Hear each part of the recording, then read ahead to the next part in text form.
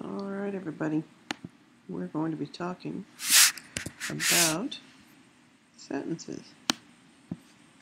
What is a sentence? Building out from basic sentences to compound sentences. So, starting as basic as possible, what's a sentence? A sentence has two essential parts. That's the only thing you have to identify a sentence.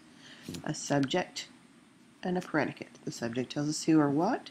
Predicate tells us what about it, what action's taking place within the sentence. So, some samples. He smiles. Who or what? We're talking about he. What action took place? He smiles.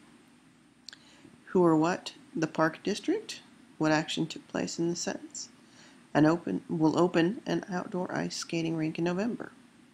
So in each of these, you've got two parts that connect to form a basic sentence. Subject, predicate. Why is this important? Seems pretty obvious. Stuff you should know. Well, it also forms an independent clause. Now, we all know what it takes to be independent. It has to be able to stand on its own. It's like you would see for financial aid. That if you either are independent, that means you're standing on your own. So think about it that way. But an independent clause has to have a subject and predicate, just like a full sentence would. So that's how you know that it's independent. So here's our sample regular sentence. Is it an independent clause as well? Michael, we've got a subject.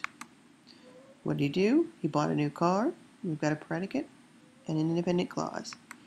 It's much more complex, but let's see. We've got a subject. We've got the hero. Okay, the hero of any story is the one who, in the end, does the right thing. And what does the hero do? Well, he's the one, in the end, who does the right thing. Pretty straightforward still. Okay, so why does this matter? If you can identify independent clauses, you can start to form compound sentences, complex sentences. It's what your teacher is going to want. Your teacher's going to want you to have more complex writing. So, if you're going to make it a little more complex, you need to make sure that you know how to do it and do it correctly. So, we've got our coordinating conjunctions as our first step. These are them.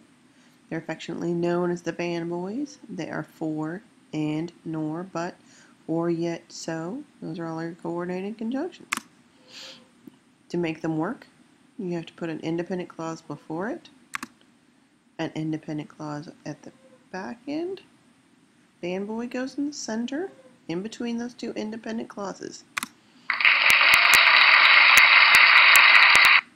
You only get the applause if you put in the comma. Why? Because it's not correct without it. So, independent clause, comma, fanboy, independent clause. It's the only way to punctuate these correctly. Okay? So let's take a look.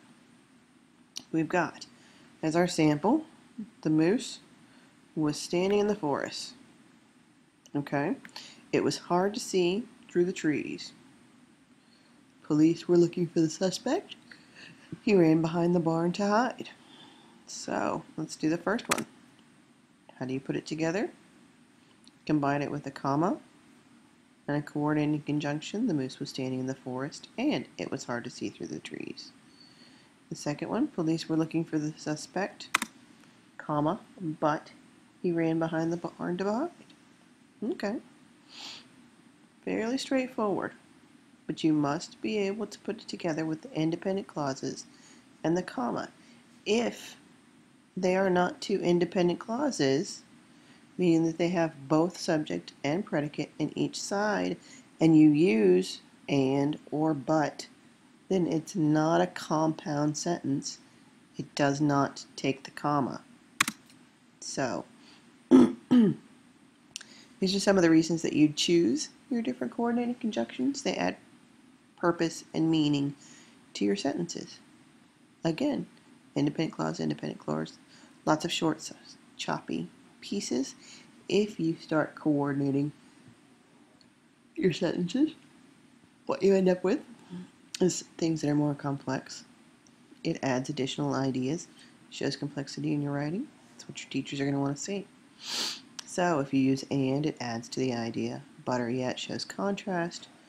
Or nor shows comparison. So shows results. For shows as a cause. So we finished up taking a look at